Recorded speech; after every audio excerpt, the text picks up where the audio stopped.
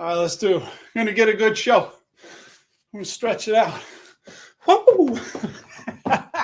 Let's go. Hey, why am I yelling at you? We're warmed up. I'm out of breath now. I ran downstairs, keeping the feeling going. It's got a beat you can dance to here in the Dividend Dive. Thank you. And I think I'm showing my age here. Why don't podcasters and YouTube hosts do that, right? We're doing a show. We're going live. We got to be warmed up, stretch it out, jump it out. Let's go. So, hey, the S&P 500 is back. I guess that's what you get with a near 50-year-old guy jumping around like a lunatic, huh? We're going to look at dividend news. I got a new position we can talk about. Been buying more SCHY, the International Dividend ETF. Why? Well, money's been coming out of the United States and going into the international market. So, oh yeah, well, I'm all warmed up. We're ready to go. Had a bowling tournament with my daughter today. So, yeah, how are you guys doing? It's good to be back here. And yeah, thank you. Who said about the newsletter? Rick, I'm glad you enjoyed it, man. I say, guess we're catching our breath here. Warming down if you just tuned in. How about we get to the news quick? You guys want to do the news? Yeah, let that heart rate come on down. So time to do some cardio. Yeah, you know what, man? Oh, Janice. Yeah, I figure why not? I got the mic here, right? Hey, ladies and gentlemen, this space is for rent. So if you want to rent it, we'll put birthday messages and greetings and there we go. Wanted to get myself on there to know that I'm broadcasting to the world once again. And market, hey, what are you going to do? It's just these quick recoveries are just crazy. I was reading Jason Zweig's latest article in the Wall Street Journal, and yeah, he showed it's just the S&P 500 is up 1% for the year after we were up a bit, and then just the bottom fell out, and it's just that V-shaped recovery again. So, oh, dude, Mlashinsky, that's a mouthful. Mlashinsky from Alaska, Juneau, Fairbanks, Anchorage. How many cities can you name in Alaska? Looks like I got 3. But yeah, I'm glad you liked it, Rick, with the newsletter. I basically shared something. If you guys listen to the deep end with Ryan and Ari, they were talking about Ryan's kicking around the idea of selling out of Altria, ticker MO, mostly because they have a. So this goes back to Guy Spear, one of Guy Spear, the investor who Aquamarine Fund he runs. Oh, thank you so very much. Why don't you say hello to the world? It's only like 30 people. My wife brought my tea for me. So yeah. Oh, thank you. So very nice. And where were we before my wife interrupted us? Yeah, Ryan's thinking of selling out of Altria. And one of the things is that it clearly harms the end user, right? Even if you use, I don't know, if you smoke 1 cigarette a week, I can imagine that that's good for your body. So he's thinking of selling out of it. We sold out of it because my wife and I have lost loved ones to tobacco use. People that use tobacco, yeah, knowingly and willingly, whether they knew better or not, that's not the point. The point is that the tobacco is very bad for you. So we decided to sell out of it in the mid 40s. Do I wish I waited a little longer for the high 50s? Yeah, of course. But the company I bought was Zoetis, ticker ZTS. They're the leading animal pharmaceutical company in the world. And it's such a feel-good company because their 2 main business segments are companion animals and livestock. They want to keep our companion animals healthy. Oh, my guy, Louie, he's upstairs sleeping. He was up all day. He's sleeping now, but he's a member of our family, as we call. He's a member of our pack. So he got sick. I immediately, what do you need? Medicine? Done. Buy it, make him feel better. So, and then livestock. How cool is it that they want to keep the livestock healthy until they're needed for food? So that's one of the short of it. Let's see what you guys got going on here, and then we'll do the news. Got 32 people, so we'll just do the news here when I get to the catched up here. How do you like that? I was right. He was in Fairbanks. I think from what I've learned, there's only 3 cities in Alaska, right? Alaska, Juneau, Anchorage, and Fairbanks. There's only 3. Not many people know that there's only 3 cities in Alaska. So that may be a bit of misinformation and false news, fake news. So go ahead and double check me on that. Spencer, what's up? I don't know if that's your avatar or not, but you're right, man. It's a neon. I've talked in the past about getting rid of that, but I'm lazy. I got more important things going on.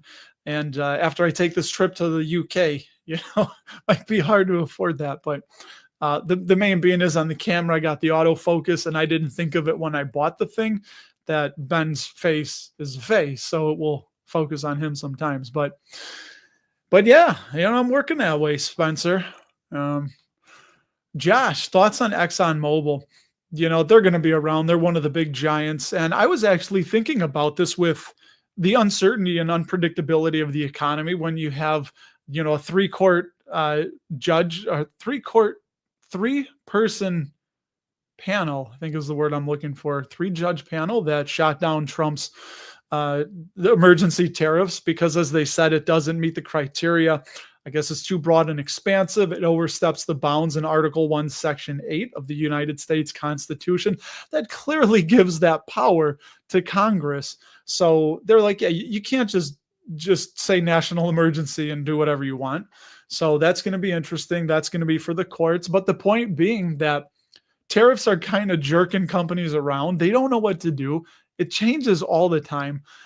And I think it's just the companies that are the biggest, the strongest, and the best are going to survive this no matter what. And it's really the smaller businesses, unfortunately, like the mom and pop shops, and then smaller publicly traded companies that may not be able to withstand some of the jerking around from tariffs, and you increase costs, and then it's not, and then it is. And, you got to raise prices. Do they have pricing power?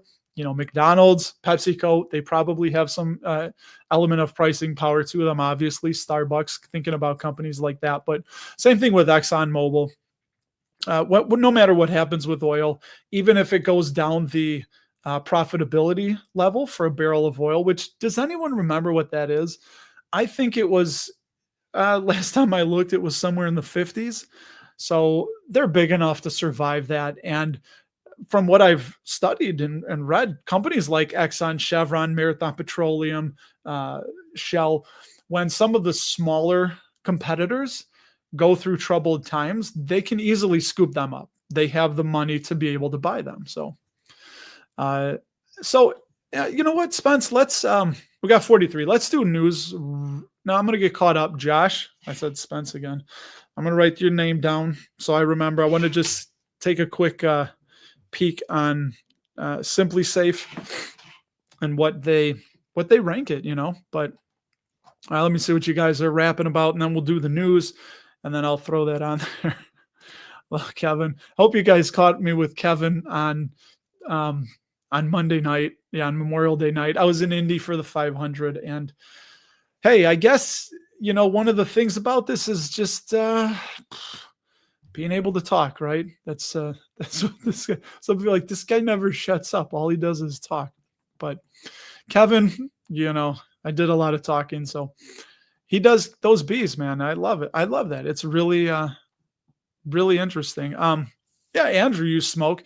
Hey, and if you smoke and you enjoy it, man, go for it. It's, I'm more libertarian minded, so it's legal. And I think you know what? I support the ban from smoking indoors because you don't have to go to a bar or something to smoke and be inside with people that might not want to. I've never smoked, and I remember those clubbing days back in the 90s and 2000, early aughts. Oh my God, my clothes would stink so bad, and I was just always in that haze of cigarette smoke. And I remember being at bars, right?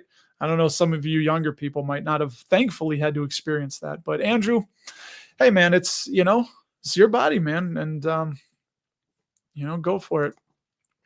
Yeah, Zoetis is really well. Uh, it's a very fundamentally sound business, William. And what I've started doing is I buy an exploratory position, which I did at $168. And because I have skin in the game, I will now read the annual reports, listen to earnings calls, listen to conferences. On the Quarter app, there's a Stifle. I'm going to say Stifle, Jaws and Pause conference that I was listening to. And you just find out the most interesting things that most of what they sell in the 75%, I think, of what Zoetis sells in the United States is made in the United States. I'm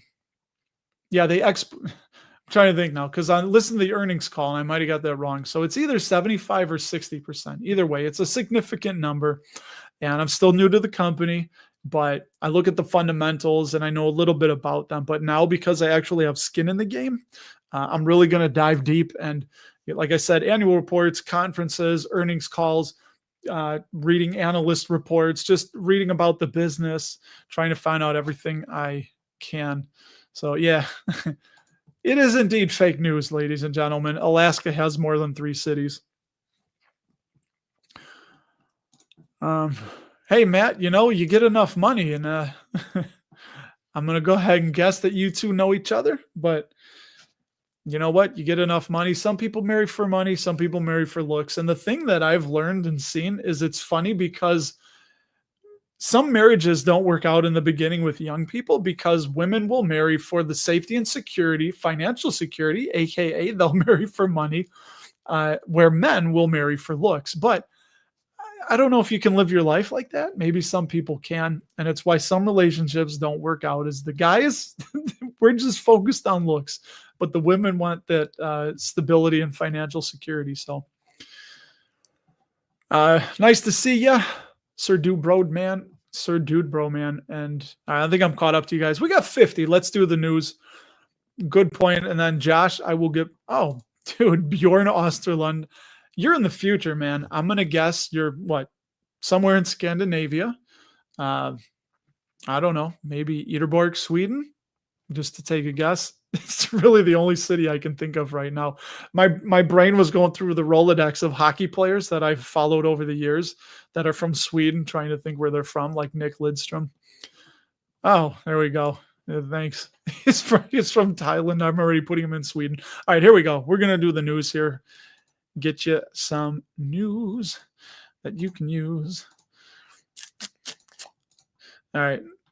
Oh, this was a fun one. Actually, I was looking at this is CEObuys.com. And it shows when chief executive officers of companies will buy stock with their own money. And I forgot to show you guys this 9 days ago. They should be a sponsor of the show. Ticker RICK.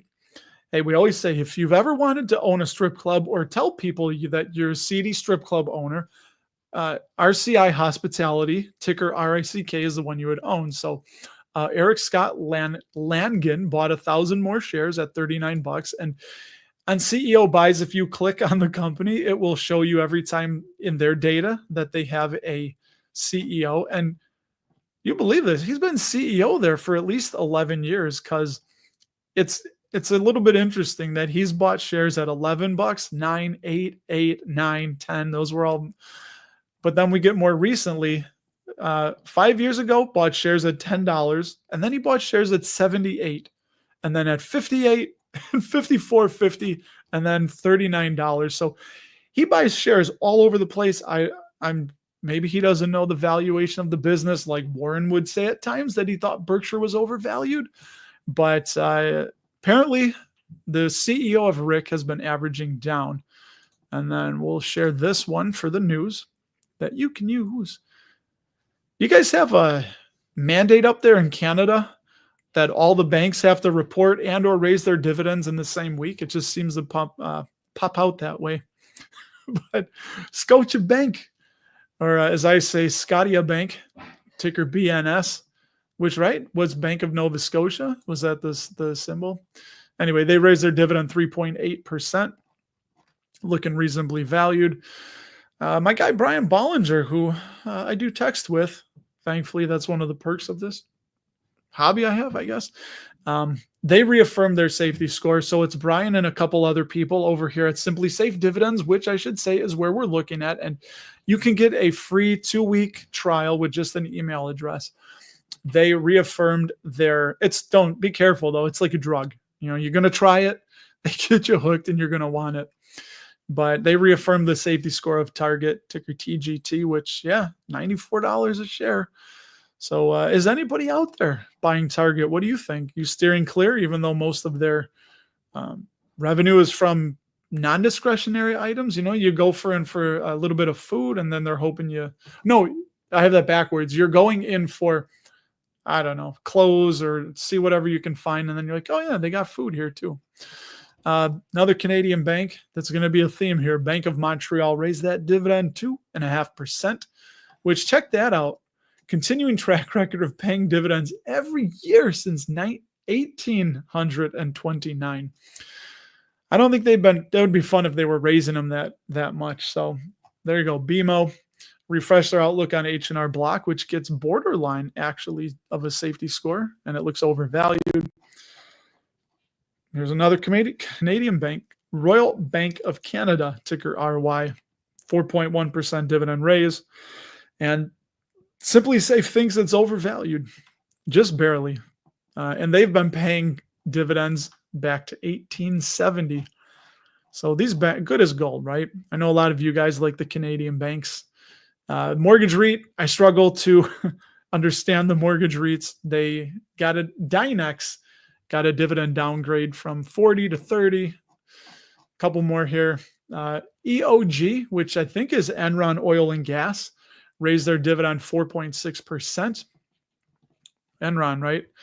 Always makes me nervous. I know it was probably not going to happen again, but still, just seeing that name, it's no wonder they changed it to EOG. You want to get away from that Enron out there leading on the billboard. So they raised their dividend 4.5%, a little over 4.5%. And last one, I think here, Lowe's raised their dividend 4.3%, which is 65 consecutive years of raising dividends. What a streak. And Lowe's looks reasonably valued. And then I think if I go I think I had one dividend raise, might have been earlier in the month. This is just stocks in my portfolio. And hold on, where is it? Oh, it was in May, I think. Here, Main Street Capital. What am I thinking? May 6th, right? Almost a month ago. Our annual income raised $9, and then we got 45 from a special dividend. So look at that, bright and early with the news. And we were leaving off here. Oh, Josh, sorry, let me go back. Josh, I didn't look up Exxon real quick. I want to give you a safety score. So we'll throw that on. Let me do this just to give you more real estate. It used to do that automatically. Have that setting. Here you go. Exxon gets a dividend safety score according to Simply Safe Dividends of 80 safe, and it does look reasonably valued. So right around a little over $100 a share. And let's see their dividend growth as they've been slowing it down. Yeah, look at this. I have currently 44 shares. I honestly haven't bought any, I believe, since late 2020. And what a time to buy, because we're up 127% on the 44 shares across 2 accounts that we have. So, yeah, I don't know. And this is a mental block because I don't want to add because I feel like it's going to ruin my yield on cost, right? So that's dumb. What are you doing? I'll just show you their dividend growth. And for Exxon Mobil, yeah, it's been slow, but it's usually a higher yielder, right? Some people think it's a sin stock, the oil companies. So, yeah, 143 years, I think, going back to John D. Rockefeller, the Rockefeller, and growing that dividend for 42 years. So they'll hit Dividend King, although they might slow that down a little bit. But yeah, it could be a good time to buy and hold. Some might want to wait because it's getting close to a 52-week low. So might want to see if it hits that and breaches that. But yeah, free cash flow payout ratio. There it is. That's why we got them so cheap. Just fell off a cliff in 2020. But Yeah, Exxon Mobil. I mean, cyclical. That's nerve wracking. 300 and 200%. Even earnings per share payout ratio went over 100. But again, big companies, they can sustain it. And let's see if anything else jumps out here on Exxon Mobil for you, Josh. Sales growth is slowed down. Oh, no kidding. They're actually diluting shareholders. Yeah, look at that. 4.39 billion shares outstanding. So that's interesting. I don't like that. I'm not a fan of the share dilution. Depends on what they're using it for. But and their sales have flattened out. Kind of, I'll show you guys one more thing before I get back to the chat, because this just reminded me of Apple. I know Apple, a lot of you like it, look at it. Solid company, but as we're finishing up here with Exxon, yeah, net debt is actually very low. So I wonder what they were diluting shareholders for. But Apple, where's their PE? Where's their forward PE here? Yeah, dividend growth is slowing a little bit for Apple, but where is it?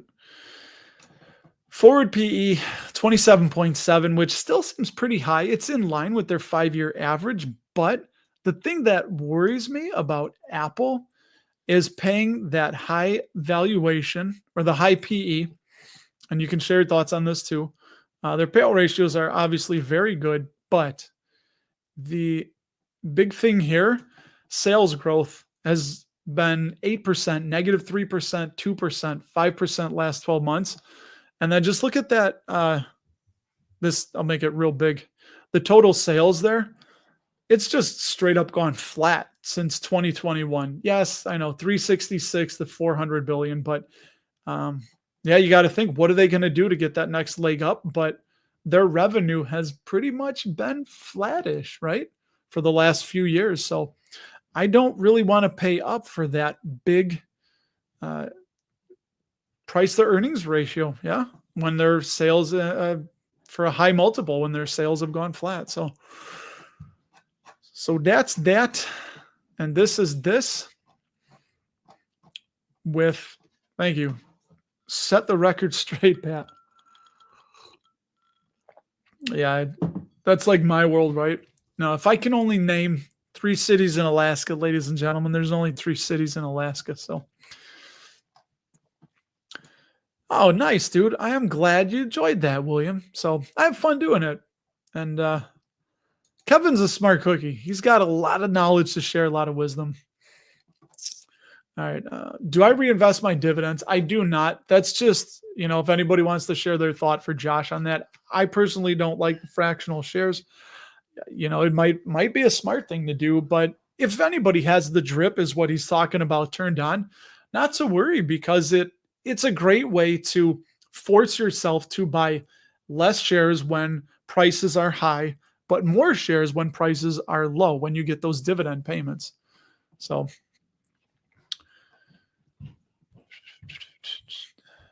yeah, Bjorn. Well, I was kind of guessing that Bjorn Ostlund doesn't really sound like somebody from Thailand, but you never know. Matt, yeah, we'll see. A price will stop DCA before waiting. Maybe. This is tentative with my my single $168 share, but I will say, because I'm a human being, right, fallible and all that jazz, that when it goes lower than my cost basis, it's much easier to buy. But you can get into a falling knife situation if you do that too. So yeah, I think I will, but I'm in no hurry. I just wanted to get my foot in the door, get that position, because like I said, once you got that skin in the game, then it just, for me personally, I know there's other people that they don't need that, but for whatever reason, until I actually have that money in there, yeah, it's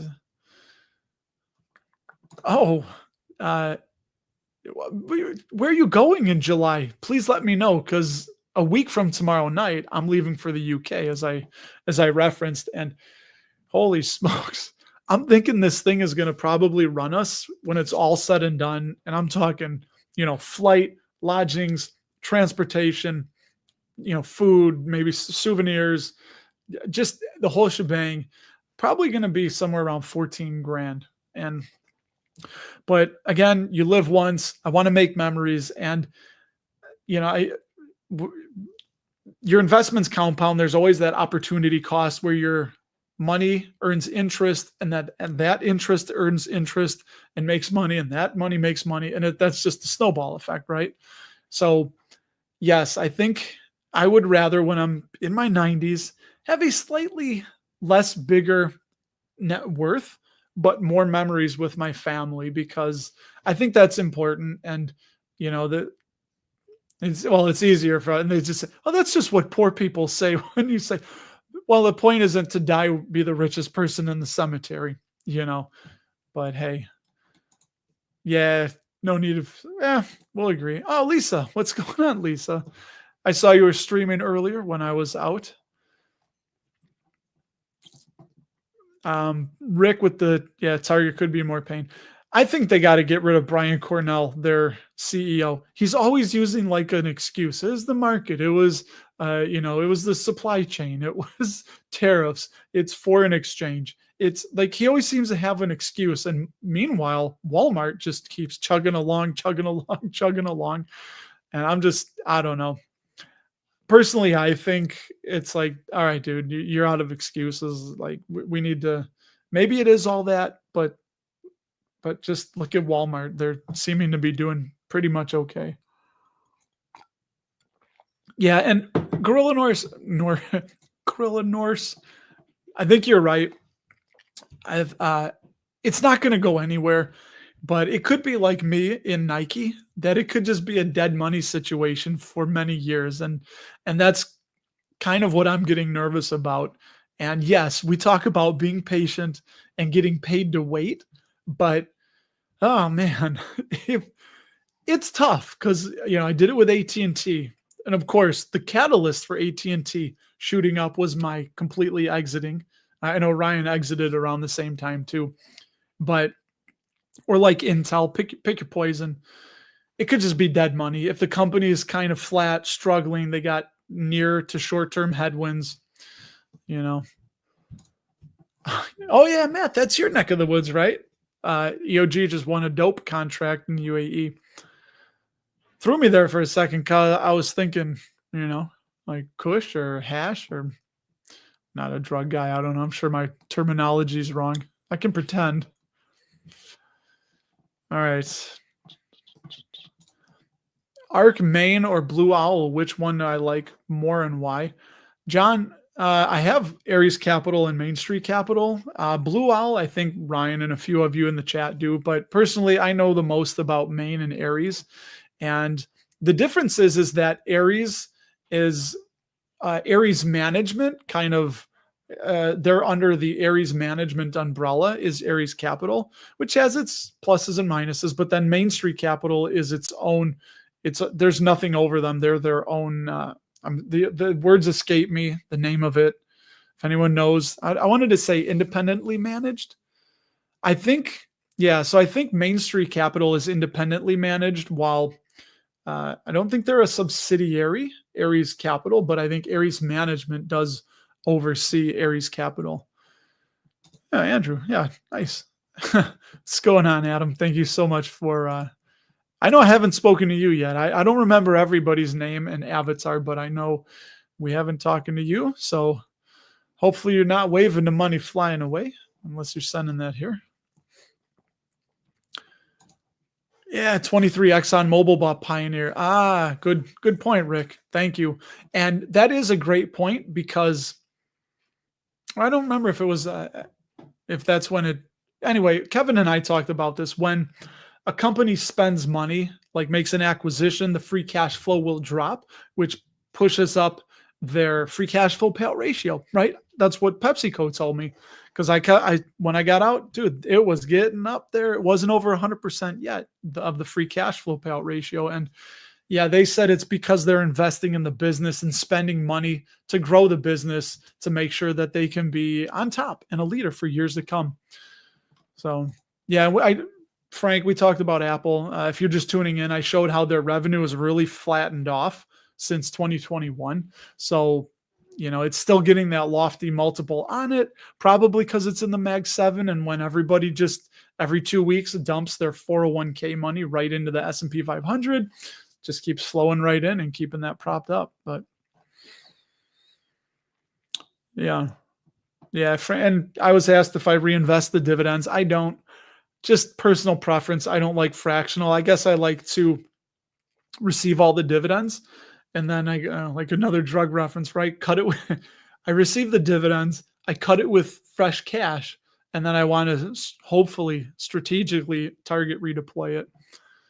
A few cases, a few instances when I've received dividends in the taxable account, I haven't really been finding anything that I own there that I want to add to. So I've sent some dividends to the Roth, to my Roth 401, my Roth 401k. So no, not Roth IRA, not a Roth 401k. But yeah, so that's a fun thing, right? I've taken dividends and sent it on over to the Roth. Oh, what's up, David? Thanks for responding to the. What is that? I don't know. That's when your mouth moves way faster than your brain, and you get that. So thanks for responding to the newsletter, David. You drip positions like Vu. And yeah, that might be one of the few, like a broad-based S&P. Oh, dude, I got a comment today. So the video I did where I wanted to just run, a cheap stock scenario through some AI chatbots, and somebody said, VOO is not a low-cost fund. I prefer SPLG. So I look, VOO is 0.03% expense ratio annually, right? So for every $10,000 invested, that's $3. But SPLG, which I think is State Street version of the S&P 500, 0.02. I'm like, really? And I even said, I'm like, come on. I don't know if they might be trolling, but it's like, really? So, like, okay, I guess the difference of every $10,000 is $1. That's like make or break to you. Like, all right, guy. But I do think, I thought if he wanted to be slick, he could have used the what's the Fidelity one? Fidelity has a 0 expense ratio and S&P 500 FZRX or something like that. I can't think of the number, but I think there's an F and a Z in there for Fidelity 0. So Adam, do you turn that on and off? You turn the drip on and off? Let's see. I'm almost sorry if I blow past any of you. I want to get caught up here because I get too far behind. Bill, that is Alexandria Real Estate, right? We've looked at them before, and I think we've all come to the conclusion that they look solid. And I'll show it to you while I got you here, and I can see that Korean with its Dex comment is. Let's look up ARE. Never dug deep into them. And once again, someday I'll figure that out. All right. By the way, thank you for tuning in if you just did. We already did the news. Steve, I don't know if you're here, if you're late, but no, this is what I want. All right, so Alexandria Real Estate. I think I'm having deja vu because I think I asked all y'all, why the yield just shot up like crazy. So we'll get down there. It looks way undervalued. Yeah, and again, I know I'm having deja vu here. They're life science and technology campuses, so that's good. Let's see, what did they... Sorry. In February, Simply Safe said their tenant strength and strategic properties underpin strong dividend coverage amid headwinds. They cut the dividend during the last recession, and yeah, the dividend's been slowing just a little bit, but nothing crazy for such a high yielder. Yeah, they pay quarterly. Jajo.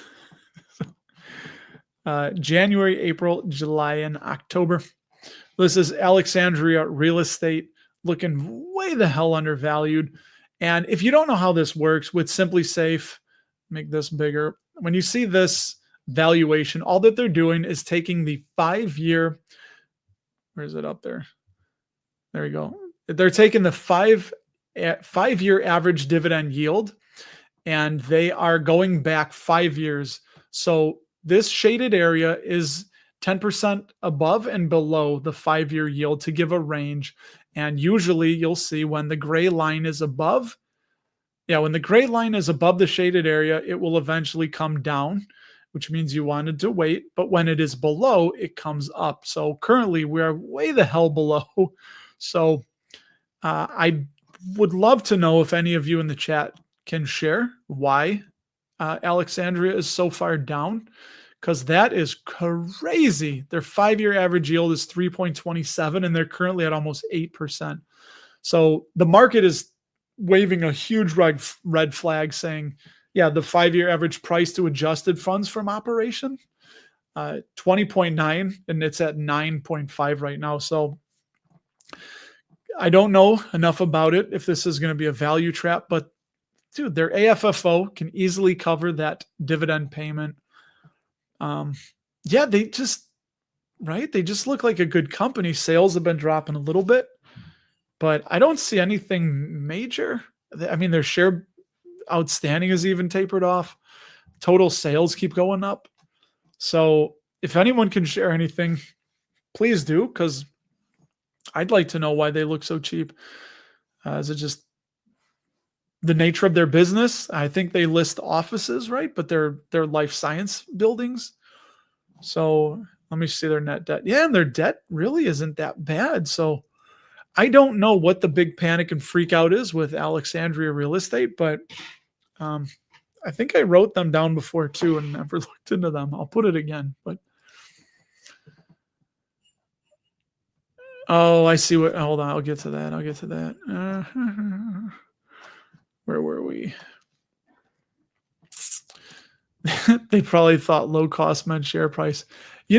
That's interesting. I think you're right, and I probably overthought it, but I guess because when I hear fund cost, my brain immediately says expense ratio. So we'll see if they want to respond to it. But it would literally be like, it made me think when I saw 0.03 to 0.02, it would almost be like somebody saying like, dude, that thing is 1 penny more than what I'm looking at. Like, that is stupidly expensive. Forget it. But I think and this, the good and the bad, because when I was responding comments, it was in between my daughter bowling. So, let me tell you, a bowling alley during a bowling tournament isn't exactly the most, and maybe that's something I should think about. It's not the most conducive place to give very studious thought to what you're saying, even though I try. So Adam, you do turn your drip on and off. That's cool. Yeah. So you guys are saying the share prices are different. Okay, I can understand that. So what is you see, what is SPLG? So SPLG is $70 a share, and VOO is what, 541. Okay, I gotcha. Oops. Well, maybe I'll respond to that comment again when I'm done here and say, I think I see. I'll say you should come by the dividend dive. We figured it out what your what my misconnection was, but Adam Curry. I don't know your name. KC, the visiting Boston suburb, and then and then Chicago. You grew up here in Chicago, right? Yeah. If anybody, let's see. Oh, good. Yeah, Steve, I did the news early just for you because I don't want to forget. Yeah, and this is interesting that we're talking about Alexandria Real Estate. Why it has, it has gotten clobbered. And I've only looked at the Simply Safe fundamentals. So, you know what? Here, actually, let's do something since I'm all caught up to you guys. So let's look at, I'm going to go look at, I'm sharing this. How about Seeking Alpha to see if any the artists quickly have, which by the way, I know there's a summer sale I always have my Seeking Alpha link below. Oh my God. What we're looking, Alexandria. Let's see what they say. So the quant, their proprietary quant right here gives it a hold. That's interesting, but the analysts say buy. Let me just see if it says real quick why. So a lot of analysis. Tim Travis. Yeah, you guys, hold on. Forgot I had to. All right, now more real estate for y'all. So Tim Travis says their real estate free. Alexandria's free fall is too attractive to pass up. Another buy from Sanjay Chandramani. ARE looks juicy, but uncertainty keeps Ken Taylor sidelined. So and then the comments are great. If reading the comments really is good, but this can really get you up to speed on what's going on. But yeah, April 30th, Luke Warenga said it's a long-term opportunity hiding in plain sight. But I don't see any sells. Couple strong buys. Got UCS Gola. Look at that. So I like UC. He's got a YouTube channel. It does all about REITs. On March 25th, he gave it a strong buy, one of the best REITs to buy today. And I think it'll show in the article what it is done since then. Here. Oh, UC. So the price of publication was $97. And since he published the article, the total return with dividends received is negative 26.8%. So, and the S&P 500 has been up 2.3. So we don't get them all, but anyway, there you go. So some analysts that know way more about Alexandria than I do say it's a buy. So Billy Black, can I say that or no? You prefer SPLG and the taxable. It's a psychological thing. And whatever keeps you invested. And I think that's why they might do some of those things, keeping the share price. Because look, I've gotten it a lot. A lot of newer investors see SPLG at whatever it was, $60 or 50 something. And then they see VOO at 541 and they think, oh, that's really expensive. But if you can buy fractional shares, it's the same thing though, right? So if they both track the S&P 500, then yeah, just pick your flavor, I guess. Yeah, another Bill. I got Bill Black and Bill Ritchie. Due to government office exposure. That is really interesting. And again, I don't know if Alexandria has a lot of that might make sense, man. They might have government contracts or, but, and again, and that's the thing. If you want to, if you want to invest in these companies, you could buy it blind, but it would help to really try and understand why they're so beaten down, figure that out, and then answer the question, do I think they will not only survive it, but come back? And if the answer is yes, then it would be a fantastic time to buy. John, I'm going to guess it's because the amount of just units out there that, because if you remember, so they might not split. They might have fewer units out there. I don't know the number out. I'm sure we could find that out somewhere, or if you go to their sites, you can find it out. I mean, I shouldn't say I don't know if you can, but just like Schwab, right? They split SCHG, SCHD. I'm guessing they split SCHY, maybe, because they're all kind of in the mid-20s. So I think that they want to keep that psychological, not barrier, what am I looking for? Just the psychology of seeing that lower number, because some people might think, right, before the split, the 3-for-1 split, people might have saw SCHD at 85 a share and been like, that's expensive. But then they split at 3-for-1 and it's at 20 in the 20s or whatever it was, and be like, that's cheap. It's like, well, it's the same thing. It was just split in three ways. So, but yeah, I think that could be a way. And now that you guys tell me this, I think I totally misunderstood what the commenter was saying. So, uh, yeah, I'm gonna catch up with that one again and say, dude, we figured it out. I know what you mean. 90 of 100. Yeah, and could be good, could be bad. I don't know. That's Nobody knows. That's the beautiful thing, right? I posted on, I don't know what to say. I bloomed out that the S&P 500 is up 1% for 2025. The Indiana Pacers are in the NBA finals for the first time in 25 years. And in the Stanley Cup final, we have a rematch of last year. What a crazy and unpredictable ride it has been. Yeah, you're right, Bill, because Vanguard, well, I don't know if I want to look it up. I don't know if, let me see if Seeking Alpha might have that real quick. If VOO, if they have somebody's got a strong sell. Oh, from May 10th on here. I'll bring you guys with this. We'll look together. There's a rule on YouTube. They say, show, don't tell. And right now I'm just telling. You're looking at me read something on the screen, which is not very entertaining and informative. So there we go. Back to here. So this is VOO.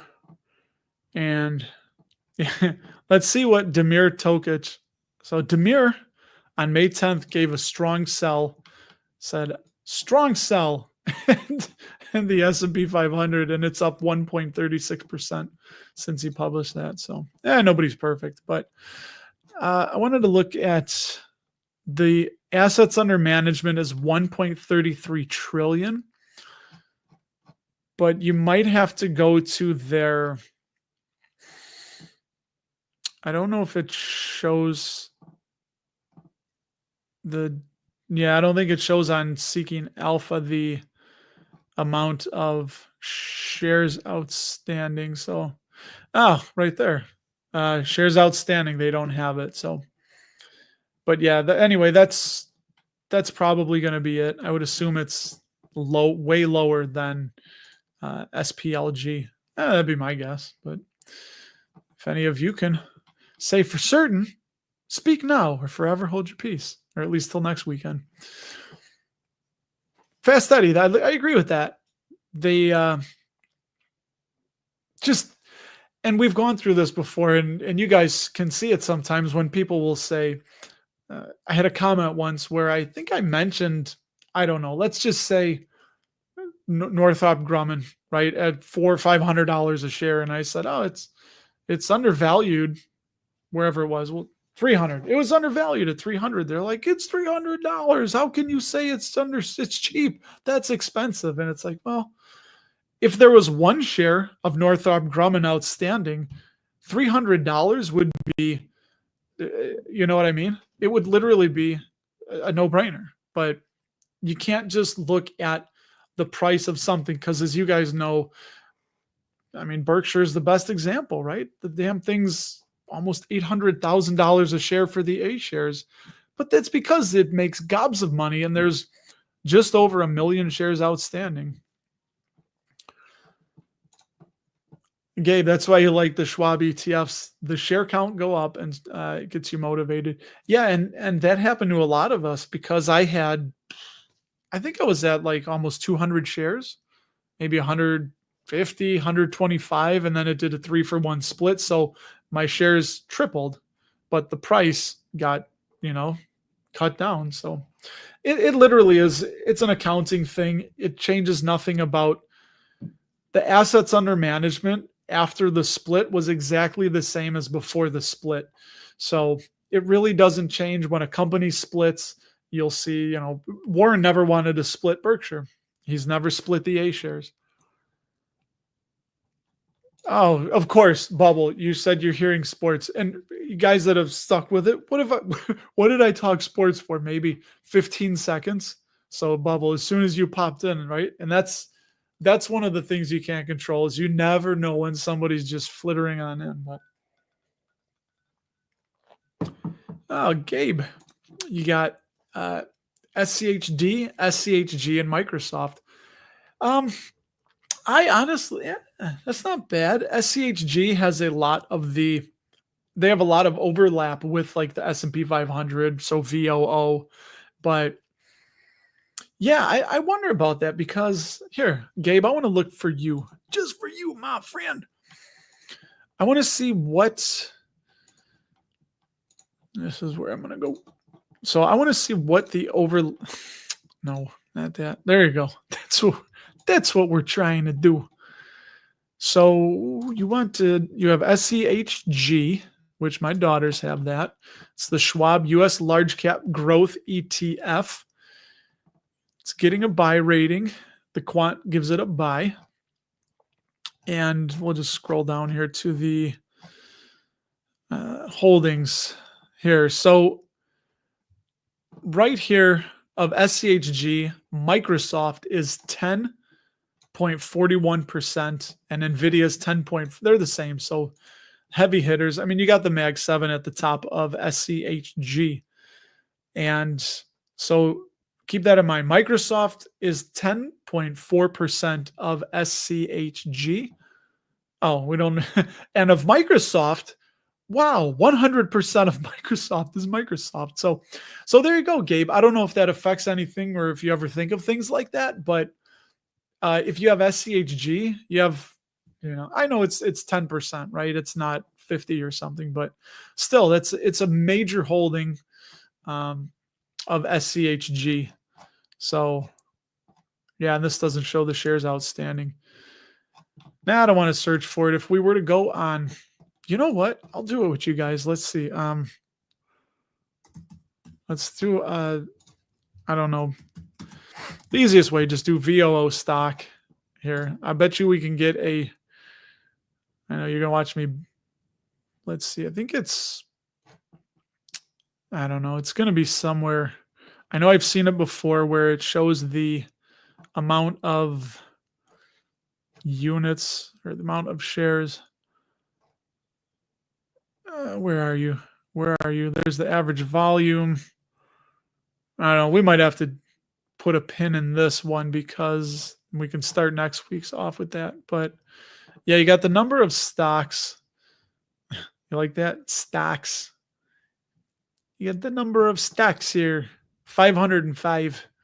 505 stocks in VOO. But I don't see. Yeah, it's got your. Wait, share. No. Yeah, I don't know where it is. It's somewhere. It might be in the annual report. But because now you guys got me wondering what the comparison would be. Yeah, somebody could ask ChatGPT, right? Hey, just go over to the ChatGPTs and say, hey, ChatGPT, what's the difference? was that meme spitting it out, Rick? Like, you literally said that, yeah.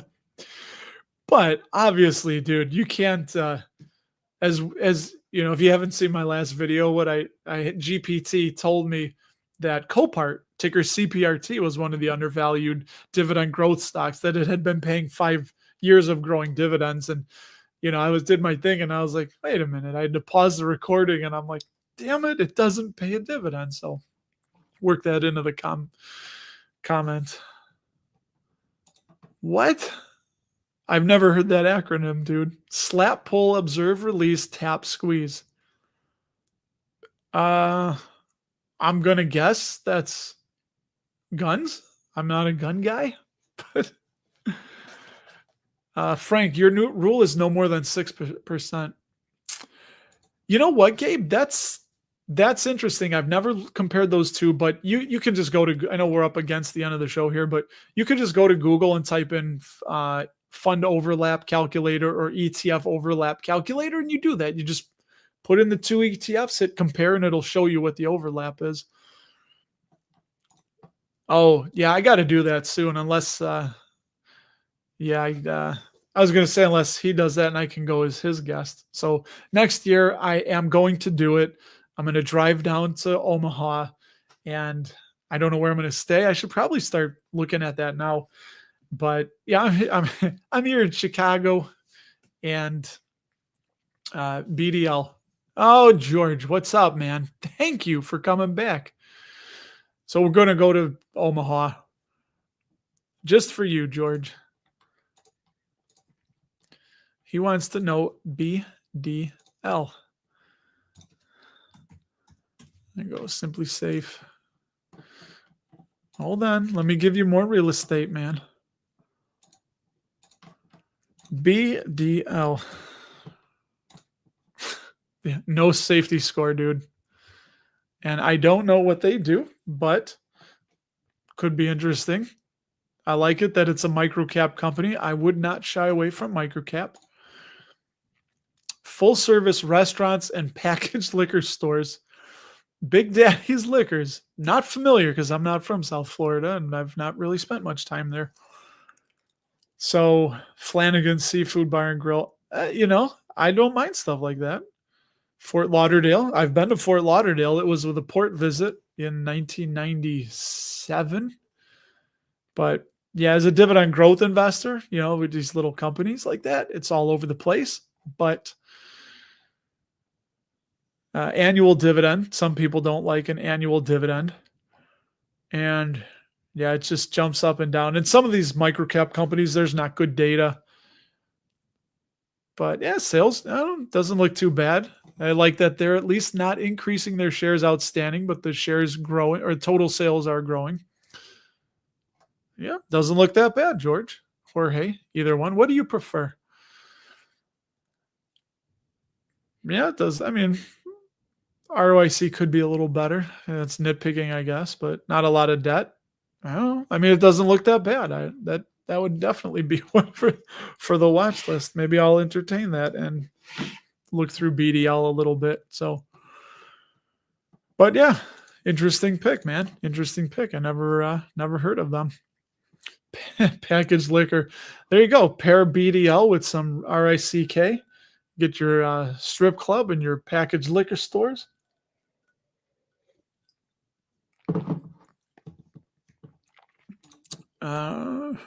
Davy Jones. How's that locker there in the bottom of the sea? Tickerland. What the hell is Tickerland? Did you did you use voice to text? Because I don't know what Tickerland is. I don't know, man. Can you buy a fractional share of Burke A? Janice, I don't know. I don't know if that would be allowed, but anything's possible. I've never looked. And yeah, but anyway, just a bubble. Yeah, hopefully we're going to meet some people down there. And I got to do it. Even though Warren won't be on stage, I should have went this year. But I just want to be in the building just to see the whole spectacle, the event.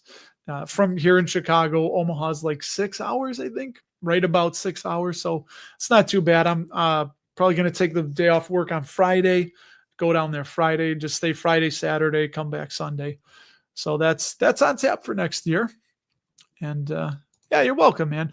I do like microcap picks. And that's one thing, speaking of Warren Buffett, that he's talked about is he would look for those companies that don't get a lot of analyst coverage. They're unloved by the big analysts because that's where, I guess, in today's day and age, you really can find some opportunity, but you got to do your own homework. You really got to know, what you're investing in and what you're getting. So, and then Gabe, do you think Microsoft is a good dividend? Yeah.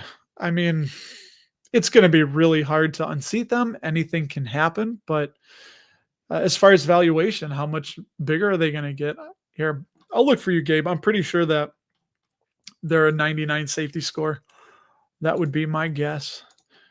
But they're just Flanagan's. Interesting. I like that. Yeah, 99 safety score. And I think now, right? Didn't we always used to say that J&J and Microsoft had a higher credit rating than the U.S. government? Or no, they had the same. Now it's higher. Or was it always higher? No, I think it was always higher. That's what we used to say. Yeah, dividend growth. I bet they're free cash. I haven't looked at them in a bit. 14 years growing. I mean, they grow the dividend quick. Looks reasonably valued according to Simply Safe, toward the higher end of that. PE 32. Let me see what their sales. I know it's Microsoft. Everybody talks about them, but yeah, free cash flow. Their payout ratios are low. Earnings and free cash flow just up and to the right. They're just a behemoth. Talk about a money-making machine. Sales, yeah, shares outstanding. Look at it. They've split a bunch of times because their shares outstanding 7.47 billion.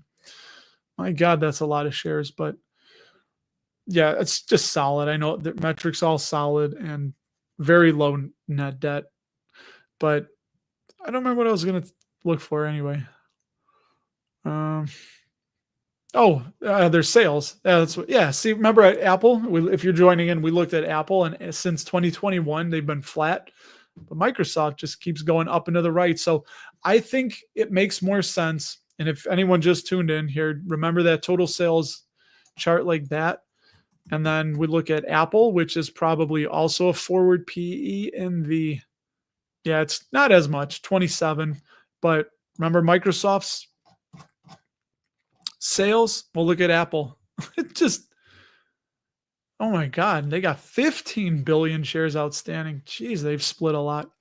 But either way, yeah, Apple's revenue is just flattened out. So if I had to pick between one of the two, Gabe, I would easily go Microsoft right there. Just looking at the revenue. I mean, Dan, what's up, man? Yeah, I have. I thought of you this week because Boeing had a nice little jump. And when we talked, you said you liked Boeing. You were either buying them or looking into them. So, we can't buy them all, but I did think of you.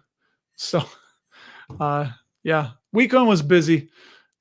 Graduation party last night, content newsletter, bowling tournament today, and then boom, home. And here we are. And there we go. It's already 8:00. So that, you know what, Bubble?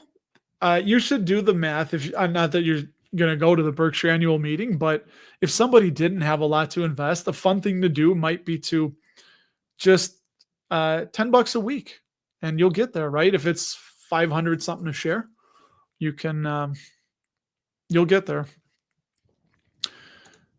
Oh, hold on real quick, Dan. Yeah, Boeing. So by the way, Dan Weston has a YouTube channel, and dude, you stream at some of the weirdest times. One night I was sitting down on the couch and I was like 9:30 at night or 10 o'clock at night, and you were going live.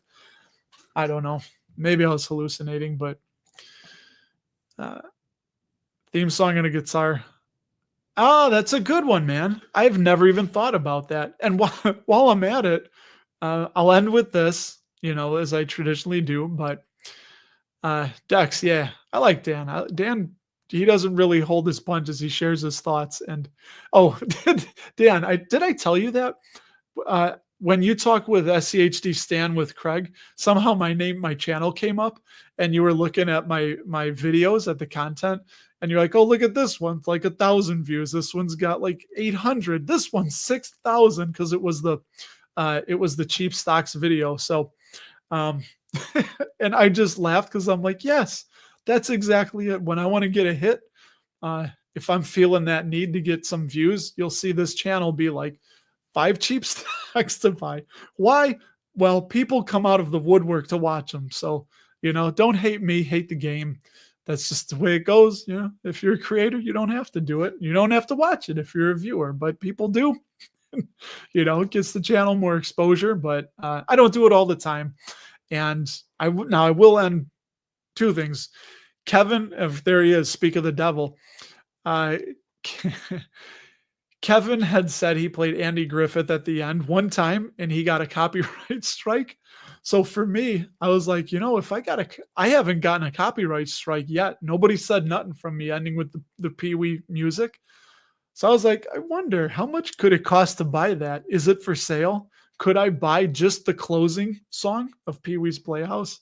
So, yeah, I could play it all I want. And if anybody else plays it, I'm like, yo, money. I was going to say one more thing. Oh, so speaking of the cheap stocks video, this is going to be, and I'll say it, Ron Pizer, one of the member of our community said, "Hey, you should do a video sometime on all the Simply Safe dividend stocks that have a dividend safety score of 99 and are currently undervalued." So, hey, guess what I'm going to be doing next weekend? That's what it'll be. So it'll be, I don't know how many it is. I haven't screened it yet, but all the Simply Safe stocks that have a 99, the highest score they give for safety, and are currently listed as undervalued. We'll put those into a video. So we'll wait. Hold on, Davey. You're getting back to that. You in the stock market, a ticker. Yeah, I know what the ticker is, but oh, yeah, I don't know. I'm lost, man. But uh, I forgot what I was saying. Oh, yeah. Saturday, I'm going to be talking with Alex Morris. We got it penciled in, the author of Buffett and Munger Unscripted. If you remember, him and I both, not together, happened to listen to every Berkshire annual meeting twice since 1994. I took notes. He took notes. He put out a book. So, and I'm glad he did, because it is a fantastic book. It's actually become kind of like this to me. This is Ryan Holiday, the Daily Stoic, and Light's catching it. But I'm going to tell him, dude, you should make a version of this where every day it's one Buffett and Munger thing from the annual meeting. But anyway, so, and then I'm off to England. So 2 weeks from now, I'm not going to be live streaming unless we're at a hotel and I have 20 minutes or something. I might do a quick one just from the cell phone like I did in Ireland. But anyway, so you guys, we got to go. You've been kind enough, I don't know what the word I was looking for there, to hang out with me. So Dan, Craig, dude, we'll talk soon. Thanks again. Thanks for hanging out, and go watch Dan's channel. He's on YouTube too. I love all you people. We'll talk again soon. See ya.